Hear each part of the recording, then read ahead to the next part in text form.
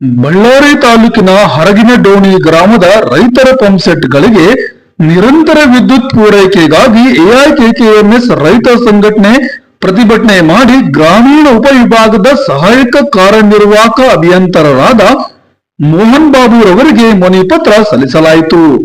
ಮನವಿ ಸ್ವೀಕರಿಸಿದ ಅಧಿಕಾರಿಗಳು ಬೆಳಗ್ಗೆ 9 ರಿಂದ ಸಂಜೆ 4 ರವರೆಗೆ 400 ವೋಲ್ಟೇಜ್ ವಿದ್ಯುತ್ ಪೂರೈಸುವುದಾಗಿ ಭರವಸೆ ನೀಡಿದರು. ಜಿಲ್ಲಾ ಅಧ್ಯಕ್ಷರಾದ ಗೋವಿಂದ್ ಮಾತನಾಡುತ್ತಾ, ಬಳ್ಳಾರಿ ತಾಲೂಕಿನ ಅರ್ಧದಷ್ಟು ಭಾಗ ತುಂಗಭದ್ರಾ ನದಿಯ ನೀರಿನಿಂದ ಸಮೃದ್ಧ ಬೆಳೆ ಬೆಳೆಯುವ ಪ್ರದೇಶವಾಗಿದೆ. ಜನರು ಅಷ್ಟೋ ಇಷ್ಟೋ ನೆಮ್ಮದಿಯ ಜೀವನ ನಡೆಸುತ್ತಿದ್ದಾರೆ. ಬಳ್ಳಾರಿ ತಾಲೂಕಿನ ಅರ್ಧ ಭಾಗದ ಜನರು ಬೆಳೆ ಬೆಳೆಯಲು ಹರಸಾಹಸ ಪಡಬೇಕಾದ ಸ್ಥಿತಿ ನಿರ್ಮಾಣವಾಗಿದೆ. ಹರಗಿನಡೋಣಿ ಗ್ರಾಮವು ಕಾಲುವೆ ನೀರು ಸಿಗದೆ ಮಳೆ ಮೇಲೆ ಅವಲಂಬಿತವಾಗಿದೆ. ಬೆಳೆ ಬೆಳೆಯುವ ಪ್ರದೇಶವಾಗಿದೆ. ಇಲ್ಲಿನ ರೈತರು ತಮ್ಮ ಕುಟುಂಬಕ್ಕಷ್ಟೇ ಅಲ್ಲದೆ ಸಾಧ್ಯವಾದಷ್ಟು ತಮ್ಮ ಸುತ್ತಲಿನ ಸಮಾಜಕ್ಕೆ ದವಸ ಧಾನ್ಯ ನೀಡುವ ಸಲುವಾಗಿ ನೀರಿನ ಸೌಲಭ್ಯವಿಲ್ಲದಿದ್ದರೂ ತಮ್ಮ ಭೂಮಿಯಲ್ಲಿ ಸಾಕಷ್ಟು ಹಣ ವ್ಯಯ ಮಾಡಿಕೊಂಡು ಬೋರ್ವೆಲ್ ಹಾಕಿಸಿಕೊಂಡು ಬೆಳೆ ಬೆಳೆಯಲು ಮುಂದಾಗಿದ್ದಾರೆ. ಈ ಭಾಗದ ರೈತರು ಬೆಳೆ ಬೆಳೆಯಲು ಪ್ರಮುಖವಾದ ಅಂಶವೆಂದರೆ ಬೋರ್ವೆಲ್ಗಳು. ಇವರು ಪಂಪ್ ಸೆಟ್ಗಳ ಮೂಲಕ ಭೂಮಿಯಿಂದ ನೀರನ್ನು ಹೊರತೆಗೆದು ಬೆಳೆಗೆ ನೀರನ್ನು ಹರಿಸಲು ವಿದ್ಯುತ್ ಬಹಳ ಮುಖ್ಯವಾಗಿದೆ. ಸಾಕಷ್ಟು ವಿದ್ಯುತ್ ಉತ್ಪಾದನೆ ಆಗುತ್ತಿದ್ದರೂ ರೈತರಿಗೆ ಬೆಳೆ ಬೆಳೆಯಲು ವಿದ್ಯುತ್ ಅಭಾವ ಆಗುತ್ತಿರುವುದು ಹಲವು ಪ್ರಶ್ನೆಗಳನ್ನು ಹುಟ್ಟುಹಾಕುತ್ತದೆ. ಇಲಾಖೆಯಲ್ಲಿ ಏನೇ ಸಮಸ್ಯೆಗಳಿದ್ದರೂ ಅದನ್ನೆಲ್ಲ ಪಕ್ಕಕ್ಕೆ ಸರಿಸಿ ರೈತರಿಗೆ ಬೆಳಗ್ಗೆ 9 ರಿಂದ ಸಂಜೆ 4 ರವರೆಗೆ ವಿದ್ಯುತ್ ನಿರಂತರವಾಗಿ ಒದಗಿಸಬೇಕು. 400 ವೋಲ್ಟೇಜ್ ಕರೆಂಟ್ ನೀಡಬೇಕು ಎಂದರು. ಕೃಷಿ ಕಾರ್ಮಿಕ ಸಂಘಟನೆ ವತಿಯಿಂದ ನಾವಿಲ್ಲಿ ಕೆವಿ ಹತ್ರ ನಾವು ಪ್ರತಿಭಟನೆ ಮಾಡಿದ್ವಿ.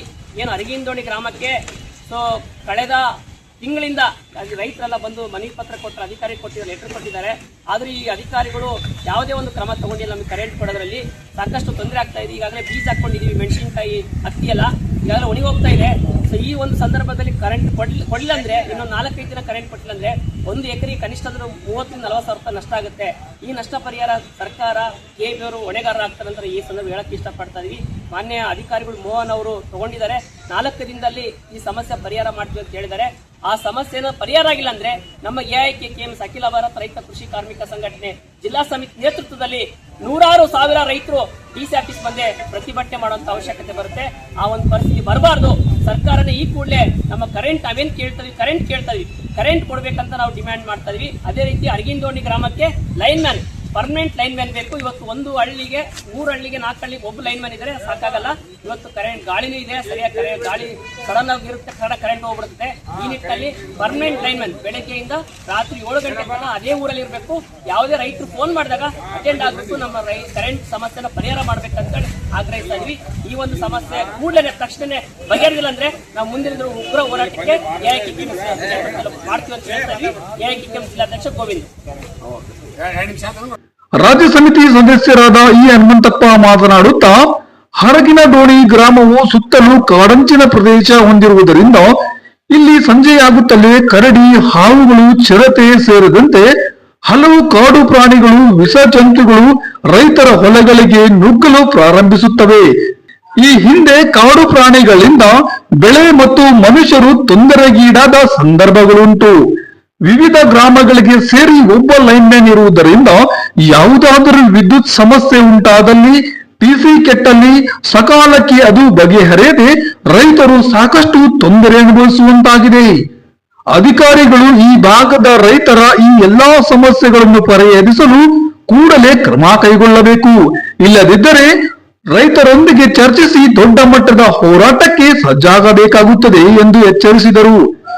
ಈಗಾಗಲೇ ಕೇಂದ್ರ ಸರ್ಕಾರ ವಿದ್ಯುತ್ ಕಾಯ್ದೆ 2025 ಪ್ರಕಾರ ವಿದ್ಯುತ್ ಅನ್ನು ಸಂಪೂರ್ಣವಾಗಿ ಖಾಸಗೀಕರಣ ಮಾಡಲು ಹೊರಟಿದೆ. ಇದರಿಂದ ರೈತರ ಪಂಪ್ ಸೆಟ್ ಗಳಿಗೆ ಈಗ ಉಚಿತವಾಗಿ ಸಿಗುತ್ತಿರುವ ಕರೆಂಟ್ ಸಹ ಇಲ್ಲವಾಗುತ್ತದೆ. ಆದ್ದರಿಂದ ಈ ವಿದ್ಯುತ್ ಖಾಸಗೀಕರಣದ ವಿರುದ್ಧ ರೈತರು ಹೋರಾಟ ಸಮಿತಿ ರಚಿಸಿಕೊಂಡು ಪ್ರಬಲ ಚಳುವಳಿ ಬೆಳೆಸಲು ಕರೆ ನೀಡಿದರು. ಈ ಸಂದರ್ಭದಲ್ಲಿ ಎಐಕೆಕೆಎಂಎಸ್ ತಾಲೂಕಾ ಸಮಿತಿ ಸದಸ್ಯರಾದ ಸಿದ್ದಲಿಂಗ್, ವೀರೇಶ್ ಗೌಡ, ರೈತರಾದ ಚಂದ್ರ, ಈರಣ್ಣ, ಬುಗೇಶ್, ವೈ ದೊಡ್ಡ ಬಸಪ್ಪ, ಕರಿಬಸಪ್ಪ, ಜಿ ವೀರೇಶ್, ಪ್ರಕಾಶ್ ಗೌಡ ಹಾಗೂ ಇನ್ನಿತರರು ಈ ಸಂದರ್ಭದಲ್ಲಿ ಉಪಸ್ಥಿತರಿದ್ದರು.